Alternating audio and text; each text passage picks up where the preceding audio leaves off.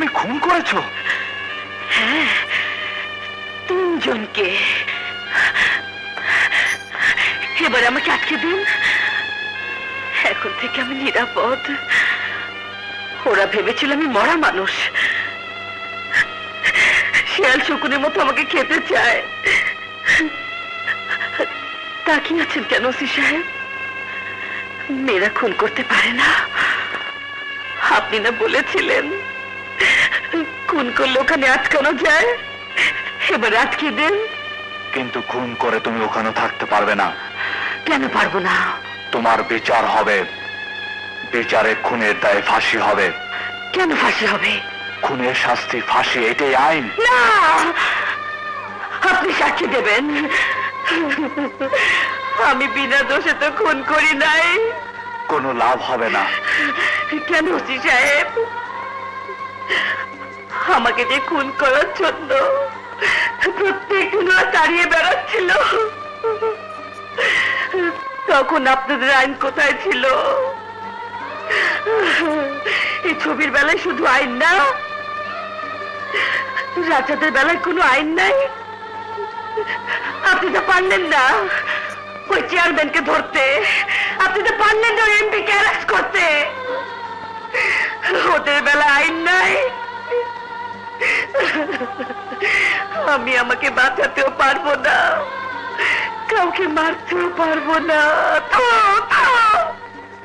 এই আইন আমি মানি না ওসি, এই আইন আমি মানি না, এই আইন আমি মানি না।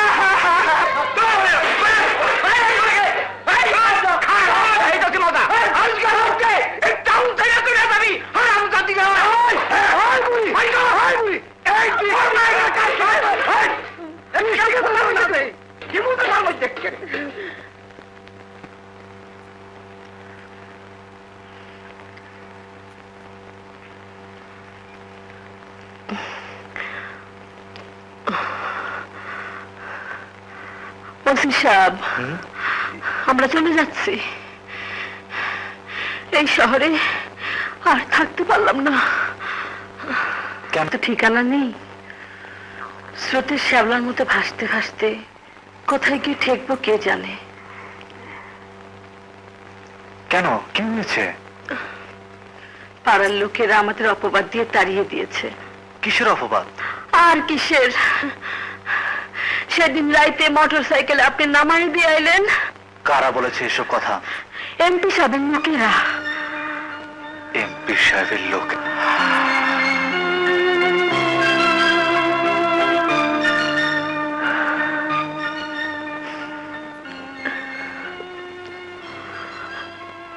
আয় ছবি। শুনুন, আপনার যদি কোনো আপত্তি না থাকে, আপনার মেয়েকে নিয়ে আমার ঘরে থাকতে পারেন। স্যার, ওই ছবি আর ছবির মা ওসি সাহেবের বাসায় কিনা উঠছে। ওসির বাসায়? স্যার, আমি শুই নাইরাম ওরা ওখান থেকে ওসির বাসায় থাকবো। চেয়ারম্যান? Yes boss. সমস্যা বোধহয় আরো জোরালো হলো। হ্যাঁ বস, খুব জটিল আকার ধারণ করেছে। মহা সমস্যা। এদিকে আমারও ঢাকায় যাওয়া দরকার। চেয়ারম্যান? জি। শাহবাবু টাকার কথা কি বললো? টাকার কথা কইলে উনি মাথা নিচু করে থাকেন। উনি বোধহয় একটু নাখোশ। তুমি একটু খোশ করার ব্যবস্থা করতে পারো না? তোমার ওই মালতী না স্বপ্না, ওদের দিয়ে একটা আসার ব্যবস্থা করো না। আমার টাকার খুব প্রয়োজন। টাকা না হলে মন্ত্রী হওয়া যাবে না। ওই খারাপ মায়াটা নাকি তার মায়ের নিয়ে ওসি সাহেবের। কোন মেয়েটা? ওই যে কবিনা ছবি, কি নাম যেন? সুবহানাল্লাহ, সুবহানাল্লাহ, আল্লাহ তুই মাফ করিস। কবিনা, কবিনা ছবি। মেয়েটা খারাপ, তুমি জানো? শুনি তো। শুনো, তোমার কাছে এই সব খবর আসে। তুমি বিবিসি, রয়টার, ওয়াশিংটন, কাজ কাম নাই তো, খালি এই সব শুননা বেড়াও আর মিটিং করে বেড়াও। আব্বু, বাইরে একটা লোক এসেছে।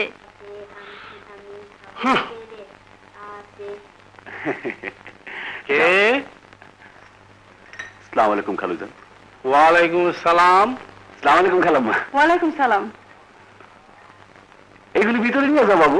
দাঁড়াও, এগুলো কেউ ধরবে না বাবা। ওরে তুমি চেনো না? হুম? আমার খালাতো ভাইয়ের সম্বন্ধীর ছেলে। খুব নিকটতম আত্মীয়।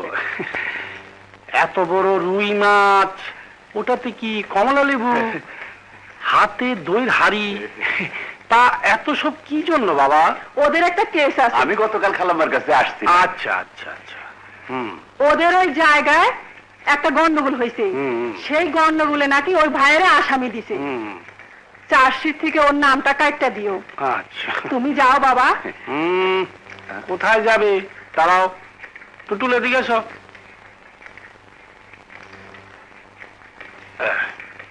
আমার ব্যাগটা নিয়ে এসো তো বাবা।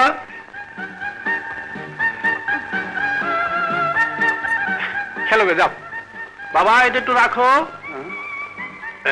এই বেটা রাখ, এবারটা মাছটা রাখ না বাবা, এটা একটু উঠাও।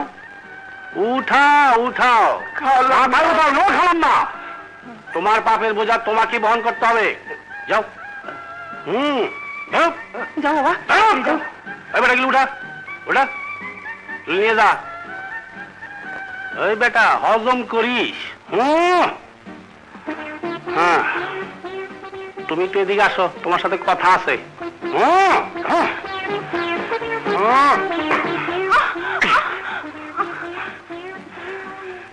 নারী নির্যাতন করা অন্যায়, তাই ব্যত্যাঘাত করবো না। নটা আমি একা বলবো। পর নিন্দা, পর চর্চা করা পাপ, ঘুষ খাওয়া হারাম। এই সব জানার জন্য বাংলায় তর্জমা সহকারে কুরআন শরীফ পড়বা। তোমারে 3 বার বলার পর যদি তুমি নামাজ না পড়ো, তাহলে ইসলামের নির্দেশ মতো তোমাকে আমি ব্যত্যাঘাত করিতে বাধ্য হব। শ্বশুরের দেওয়া নরম খাটে শুয়ে আর নরম সোফায় বসে কত সততা দেখানো। আজকের মধ্যে বাড়ি ছেড়ে আমি চলে যাবো। আমি সিরিয়াসলি বলছি, শুনে রাখো, শরীরে কোনো না চললে।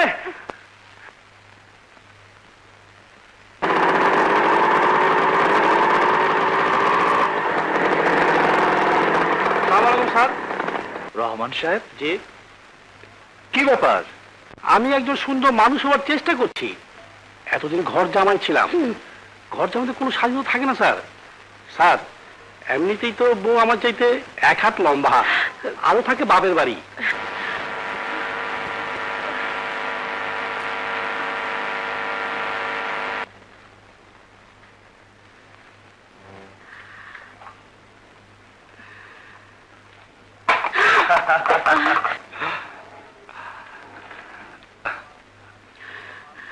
তোমার মা কোথায়? ঘুমাচ্ছে। এই শাড়ি দুটো রাখো। কার জন্য কিনেছেন? আপনি তো বিয়ে করেননি। না। কাউকে দেবেন বুঝি? কাউকে তো দেবই। কাকে দেবেন? এখানে দুটো শাড়ি আছে, একটা তোমার মার, একটা তোমার। কি ব্যাপার, হঠাৎ চুপ হয়ে গেলে? না, কিছু না। সে জন্মই হয় মানুষের কাছ থেকে শুধু হাত পেতে নেওয়ার জন্যে। শোনো, জি। ওটাকে তুমি দান বা করুণ হিসাবে নিও না। পৃথিবীতে আমারও কেউ নেই যাদেরকে আমি কিছু দেব। আর ভাবলাম তোমাদেরও প্রয়োজন। আয় আয়। যাচ্ছেন কেন? কালু, দিন দিন কিন্তু নতুন অস্থির অত্যাচারটা বেড়ে যাচ্ছে। এই অবস্থায় তুই চুপ করে থাকলে চলবে না। আমি আজই ঢাকায় যাচ্ছি, মন্ত্রীদের কাছে ব্যাপারটা জানাবো। আর আমার মন্ত্রী হওয়ার ব্যাপারটাও একটু তদবির করতে হবে, বুঝলে? আমি মন্ত্রী হতে পারলে ইনশাআল্লাহ সব সমস্যার সমাধান হয়ে যাবে। একটা কথা মনে রাখিস, এই ওসি কিন্তু এখন আমাদের একমাত্র শত্রু।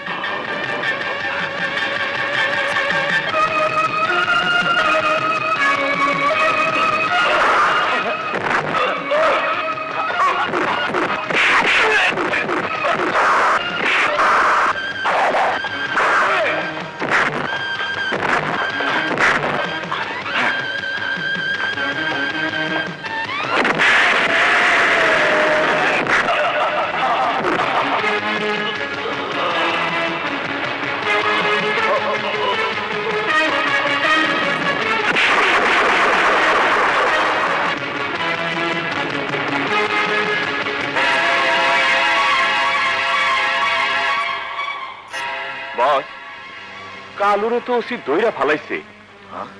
বস, তদবির কইরা ওরে তাড়াতাড়ি ছাড়ান, নইলে ও মাইন্ড করলে অসুবিধা আছে। ঠিক আছে ঠিক আছে, আমি হোম মিনিস্টারের কাছে যাচ্ছি। কালু ছাড়া পেয়ে যাবে, চিন্তার কোনো কারণ নেই। কিন্তু ওই হারামজাদির কি খবর? ওই হারামজাদি আর ওর মা অহনো ওসির বাসায় আছে। চেয়ারম্যান, এক কাজ করো, ওসির বিরুদ্ধে পোস্টারিং করো, মিছিল করো। আপনি চিন্তা করেন না, মিছিলের ব্যবস্থা করতেছি। ঠিক আছে, আমি এক্ষুনি কালুকে ছাড়ানোর ব্যবস্থা করছি। বল বল, হাবিবকে কে খুন করেছে? বল।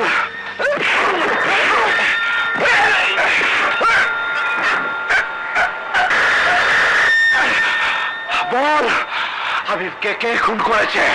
বল।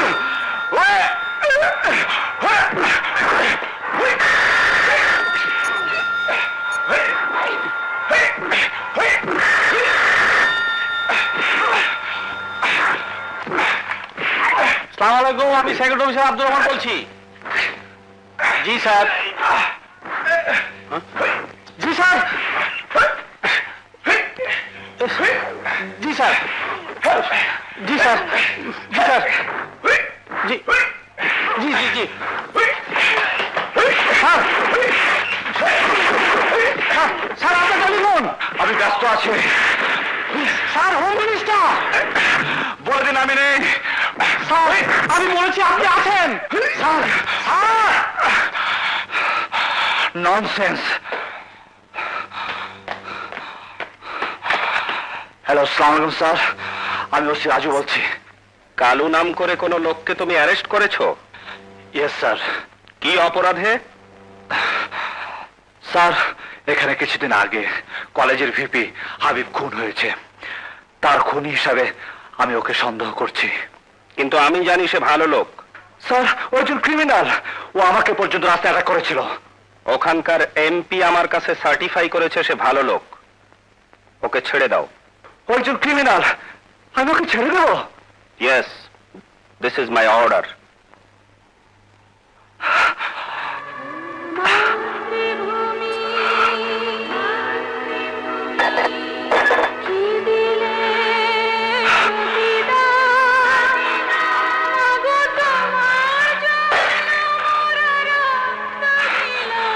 রহমান সাহেব। জি স্যার। ওকে ছেড়ে দিন।